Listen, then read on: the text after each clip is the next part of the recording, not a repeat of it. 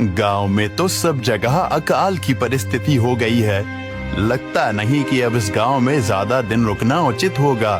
काम के लिए बाहर गांव तो जाना ही पड़ेगा।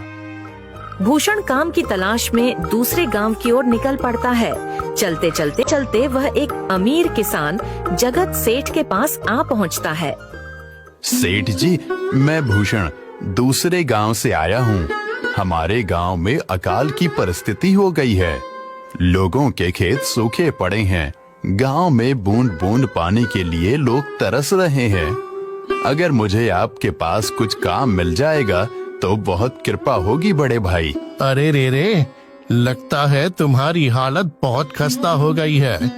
ठीक है, वैसे मेरे पास एक काम तो है, पर लगता नहीं कि तुम वो कर पाओगे। सेठ जी, आप चिंता ना करें, मुझे आप कोई भी काम दे सकते हैं। मैं वो काम पूरी मेहनत और ईमानदारी से करूंगा। अच्छा ठीक है भूषण, तो कान खोल कर सुन लो। मेरे पास 50 गायें और 50 भैंसें हैं। तुम्हें हर रोज उन जानवरों का गोबर निकालना होगा और रोज सुबह शाम उन्हें चारा पानी देना होगा। महीने के आखिर में तुम्हें इस काम के लिए 200 रुपए मिलेंगे। पानी देना होगा। महीने के आखिर में तुम्हें इस काम के लिए 200 रुपए मिलेंगे। और हाँ, 2 वक्त का खाना भी हमारी तरफ से मुफ्त दिया जाएगा। बोलो, क्या तुम ये काम कर पाओगे? अरे बाप रे, 50 गाय और भैंसों को संभालना आसान काम नहीं है। पर अब मैं कुछ कर भी तो नहीं सकता, और ऊपर से सेठ जी 2 वक्त का खाना भी दे रहे हैं। ठीक है सेठ जी, मैं ये काम कर लूंगा, पर एक विनती है। हाँ बोलो भूषण, क्या बात है? सेठ जी, अगर आपको समस्या ना हो तो क्या मैं आपके गायों के साथ गौशाला में रह सकता हूँ? सेठ जी, मैं इस गांव में नया हूँ, मेरा रहने का कोई ठिकाना नहीं है। जग्गा सेठ थोड़ी देर तक सोचता है और भूषण को ऊपर से नीचे तक देखने के बाद उससे कहता है, ठीक है भूषण, तुम गौशाला में रह सकते हो। जी धन्यवाद सेठ जी। तब से भूषण गौशाला में रहकर अपना काम करने लगता है। वह रोज जल्दी उठकर गाय और भैंसों का गोबर निकालता, उन्हें चारा डालता और समय पर पानी भी पिलाता था। हर रोज भूषण अपना काम ईमानदारी और पूरी मेहनत से करता था। जगत सेठ को भी भूषण का काम बहुत पसंद आने लगा, क्योंकि वह अपना काम सफाई से करता था। एक दिन जगत सेठ भूषण को बुलाकर उससे बोलता है, भूषण, मुझे तुम्हारा काम बहुत पसंद आया है। तुम गाय और भैंसों का अच्छा ख्याल रख रहे हो, इसलिए दूध की गुणवत्ता भी बढ़ गई है और गायें पहले से ज्यादा दूध भी दे रही हैं। इसलिए मैं आज से तुम्हारी तनख्वाह बढ़ाकर पूरे 400 रुपए कर रहा हूँ। आपका बहुत बहुत धन्यवाद सेठ जी। कुछ दिन ऐसे ही बीतने लगते हैं। भूषण जगत सेठ के पास बहुत मेहनत और ईमानदारी से काम करता है। धीरे धीरे भूषण के पास अच्छा खासा रुपया जमा हो जाता है, जिससे वह अपने लिए छोटा सा रहने लायक एक कुटिया बनवा लेता है। उस गौशाला में सोकर तो नाक से गोबर की गंध अभी भी नहीं जा रही। अब आखिरकार मुझे अपने घर में चैन से सोने को तो मिलेगा। तब से भूषण जगत सेठ के पास गौशाला में काम करने आता और 2 वक्त का खाना खाकर अपने घर सोने के लिए चला जाता था। कई साल ऐसे ही बीत जाते हैं। भूषण की मेहनत के कारण उसके पास अच्छा खासा रुपया जमा हो जाता है। एक दिन भूषण जगत सेठ से बोलता है, सेठ जी, आजकल गांव में चोरी की समस्या बहुत बढ़ गई है और मेरे पास कुछ रुपए भी जमा हैं जो मैंने अपने घर में रखे हुए हैं, पर मुझे उन पैसों की चोरी की चिंता हो रही है। आपको तो पता है कि मैं दिन भर आपके पास ही काम करता हूँ और सिर्फ रात में ही घर सोने जाता हूँ, इसलिए मुझे रोज उन पैसों की चोरी की चिंता सताती है। हाँ भूषण, तुम बात तो बिल्कुल सही कह रहे हो। आए दिन गांव में नए नए चोरी के किस्से सामने आ रहे हैं और दिन भर तो तुम्हारा घर खाली ही रहता है, तो चोरी होने की संभावना तो जरूर है। जगत सेठ थोड़ी देर सोचता है और फिर भूषण से कहता है, देखो भूषण, ऐसे समय में तो गांव में एक ही जगह है जहां पर तुम्हारा धन सुरक्षित रह सकता है, और वो है जमींदार का घर। क्या जमींदार का घर? हाँ भूषण, इस गांव के जमींदार बहुत ईमानदार और दयालु हैं। ऐसा मैंने कुछ लोगों से सुना है और उनके घर पर बहुत सारे पहरेदार भी हैं, तो चोरी होने की संभावना बहुत कम है। तुम अपने पैसे उनके पास रख सकते हो। अच्छा, ऐसा है क्या सेठ जी? ठीक है, फिर आज ही मैं जमींदार जी से मिलकर बात करता हूँ और उन्हें अपनी समस्या बताता हूँ। उस दिन भूषण जमींदार जी के घर उनसे बात करने जाता है। हे टूडको, कहाँ अंदर आए जा रहे हो? वहीं रुक जाओ। जी, मुझे जमींदार जी से मिलना है। मुझे उनसे कुछ काम है। क्या काम है तुमको उनसे? मुझे जरा बताओ। जी, मुझे कुछ पैसे रखवाने थे उनके पास, यही काम के लिए आया था मैं। अच्छा ठीक है, तुम अंदर जा सकते हो। नमस्ते जमींदार जी, मैं भूषण जगत सेठ के यहाँ काम करता हूँ। कुछ साल पहले ही मैं दूसरे गांव से यहाँ आया हूँ।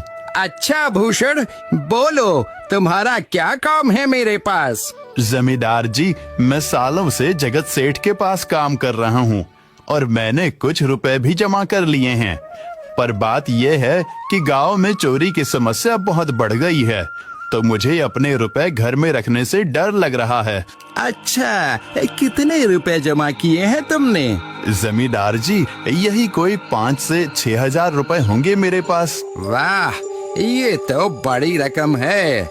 मैंने आपकी ईमानदारी के बारे में लोगों से बहुत सुना है, इसलिए मैं अपनी रकम आपके पास कुछ वक्त के लिए रखने आया हूँ।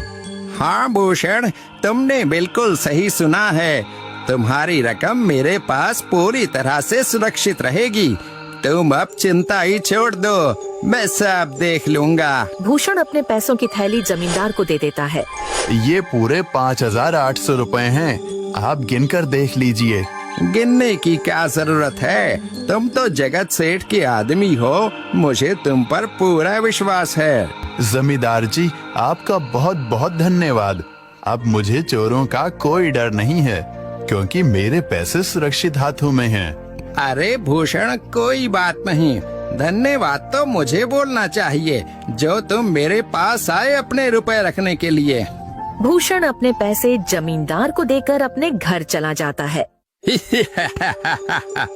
हाँ भूषण, तुम्हारे पैसे मेरे हाथों में ही अच्छे लगते हैं। ऐसे ही भूषण ईमानदारी और मेहनत से जगत सेठ के यहाँ काम कर रहा था। देखते ही देखते 2 साल ऐसे ही बीत जाते हैं। एक दिन भूषण सोचता है, अब बहुत साल हो गए जगत सेठ के यहाँ काम करते हुए।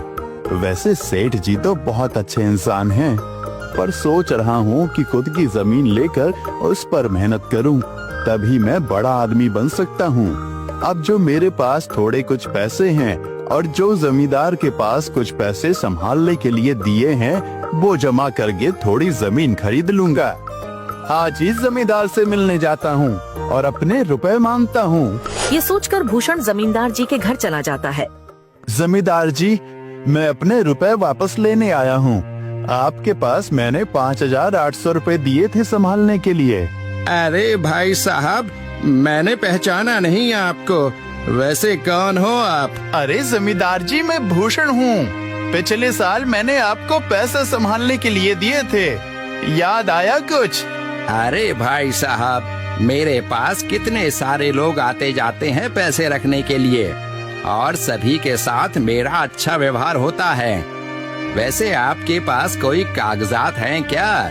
क्योंकि मैं हर व्यक्ति से कागज पर ही व्यवहार करता हूँ। किसने कितने पैसे दिए, किसके कितने पैसे रखे हैं, सबका व्यवहार रहता है मेरे पास। जमींदार जी, ये आप क्या बात कर रहे हैं? आपकी ईमानदारी देखकर ही मैंने आपको पैसे दिए थे संभालने के लिए, और आप अब ऐसी बातें कर रहे हैं। कृपया करके मेरे पैसे मुझे वापस कीजिए। हाँ भूषण, मैं ईमानदारी से ही काम करता हूँ, इसलिए तो तुमसे मैं डॉक्यूमेंट्स मांग रहा हूँ। क्या तुम्हें पता नहीं, जब तुम किसी से पैसों का व्यवहार करते हो तो तुम्हें स्टाम्प पेपर पर लिख कर देना पड़ता है। तुम किसी से भी पूछ सकते हो। नहीं जमींदार जी, मैं आपके पैर पड़ता हूँ, कृपया करके मेरे रुपए मुझे दे दीजिए। बड़ी मेहनत से मैंने वो पैसे जमा किए थे, मुझ पर ऐसा अन्याय ना करें। अरे क्या ये झूठ मूठ का रोना धोना लगाया है? लगता है तुम ढोंगी हो और मेरी ईमानदारी और भोलेपन का फायदा उठाकर मुझसे ये रुपए लेने आए हो। रुक, तुझे अभी सबक सिखाता हूँ। जमींदार अपने आदमियों को बुलाकर भूषण की पिटाई करने को कहता है। इसे तब तक मारो जब तक ये बेहोश न हो जाए। इस 2 कौड़ी के आदमी ने मेरी ईमानदारी पर सवाल उठाया है, इसे छोड़ना मत। जमींदार के आदमी भूषण को डंडे से खूब मारते हैं। फिर भूषण दुखी होकर अपने घर चला जाता है। भूषण के शरीर पर घाव के निशान स्पष्ट दिखाई दे रहे थे। 2 दिन से भूषण घाव के दर्द के कारण जगत सेठ के घर काम के लिए नहीं जा पाता है। इसलिए अगले दिन जगत सेठ भूषण के पास आ जाते हैं। वह देखते हैं कि भूषण खाट पर सो रहा है और वह बड़ा ही चिंता में नजर आ रहा है। भूषण भाई, तुम 2 दिन काम पर नहीं आए, क्या हुआ भाई? तबीयत ठीक है ना तुम्हारी? कुछ समस्या है क्या? अरे सेठ जी, आप खुद यहाँ आए हो। आप खबर भिजवाते तो मैं खुद चला आता। अरे भूषण, कोई बात नहीं, तुम्हें देखकर लगता है तुम बीमार हो। क्या हुआ है तुम्हें? जगत सेठ, क्या बताऊं, जिस जमींदार के पास पिछले साल मैंने अपने पैसे संभालने को दिए थे, वो आज मुझे पैसे वापस नहीं करना चाहता। वो बहुत लालची इंसान है, वो लोगों को ठग रहा है। और जब मैंने बाद में गिड़गिड़ाना शुरू किया तो उसने डंडे से मार मार कर मेरी पिटाई करवा दी और मुझे वहाँ से धक्के मार कर निकाल दिया। अरे बाप रे, ये तो बड़ा ही गंभीर विषय है। मैंने तो जमींदार के बारे में अच्छा ही सुना था, पर मुझे भी नहीं पता था कि वो इंसान इतना गिरा हुआ है। तभी मैं सोचूं, हर साल उसकी संपत्ति इतनी ज्यादा कैसे बढ़ रही है। मुझे माफ कर दो भूषण, मैंने ही तुम्हें जमींदार के पास जाने को बोला था। गलती तो मेरी भी है। नहीं जगत सेठ, आप तो मेरा अच्छा ही सोच रहे थे। ये तो उस जमींदार का लालच है। अब लगता नहीं मेरे पैसे उस जमींदार से वापस मिलेंगे भी। भूषण, मेरे पास एक तरकीब है जिससे मैं तुम्हारे पैसे तुम्हें वापस दिला सकता हूँ। जगत सेठ भूषण के कान में सारी तरकीब बताता है। ठीक है सेठ जी, हे ऊपर वाले, ये तरकीब कामयाब होने दीजिए। अगले दिन जगत सेठ बहुत सारे पैसों को एक सूटकेस में भरकर खुद जमींदार के घर जाता है।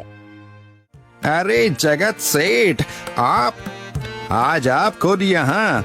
बोलो भाई, इस गरीब के घर कैसे आना हुआ? हमारा तो ये सौभाग्य है कि आप जैसे धनी आदमी के चरण हमारे घर में लगे हैं। नमस्ते जमींदार जी। अरे जमींदार जी, आप तो मुझे अब लज्जित कर रहे हैं। वैसे मैं कुछ महीनों के लिए दूसरे राज्य में व्यापार करने जा रहा हूँ। मैं ये लगभग 50,000 रुपए लाया हूँ। मुझे डर है कि कहीं ये चोरी ना हो जाए। क्या आप मेरे सारे पैसे अपने पास संभाल कर रख सकते हैं? आपके सिवाय इस गांव में और किसी पर भरोसा नहीं कर सकता। अरे जगत सेठ, ये भी कोई पूछने की बात है? मेरे पास आपके पैसे बिल्कुल सुरक्षित रहेंगे। आप निश्चित होकर व्यापार करने जा सकते हैं। इस बार तो बड़ी मछली हाथ लगी है। बार बार ऐसा मौका नहीं मिलता। भारी माल हाथ में लगने वाला है। तभी वहाँ पर भूषण आ जाता है। अरे भूषण, तुम? अच्छा हुआ तुम आ गए।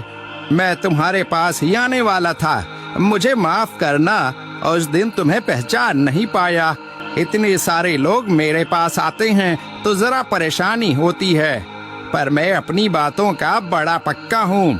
हाँ रुको, मैं तुम्हारे सारे पैसे अभी देता हूँ। जमींदार भूषण के सारे पैसे उसे लौटा देता है। माफ करना भूषण, मेरे आदमियों ने तुम्हारे साथ उस दिन बदतमीजी की। मैं आज ही उनको काम से निकालता हूँ। भूषण बिना कुछ बोले वहाँ से चला जाता है। अरे क्या बात है जमींदार जी, आप तो अपने बातों के बहुत पक्के हैं। तो ठीक है, मैं अपने सारे पैसे आपके पास रख सकता हूँ। जगत सेठ इतना बोल ही रहा था कि तभी वहाँ जगत सेठ का नौकर आ जाता है। मालिक, अब आपको बाहर के राज्य में जाने की कोई जरूरत नहीं है। अभी अभी व्यापारियों का संदेश आया है और उसने कहा कि वो खुद हमारे गांव आ रहे हैं। अरे ये तो बहुत बढ़िया बात हुई। अब मुझे इतनी दूर नहीं जाना पड़ेगा। सुन रहे हो जमींदार जी, व्यापारी यहाँ आ रहे हैं। अब मुझे नहीं लगता कि ये पैसे आपके पास रखने का कोई मतलब होगा। चलो, आपका बहुत बहुत धन्यवाद। आपने इतनी ईमानदारी दिखाई मुझे। हाँ, पर अगली बार जरूर आपके पास ही आऊंगा। ऐसा बोलकर जगत सेठ और उसका नौकर वहाँ से अपने पैसे लेकर चले जाते हैं। धत तेरी की, ये क्या हो गया?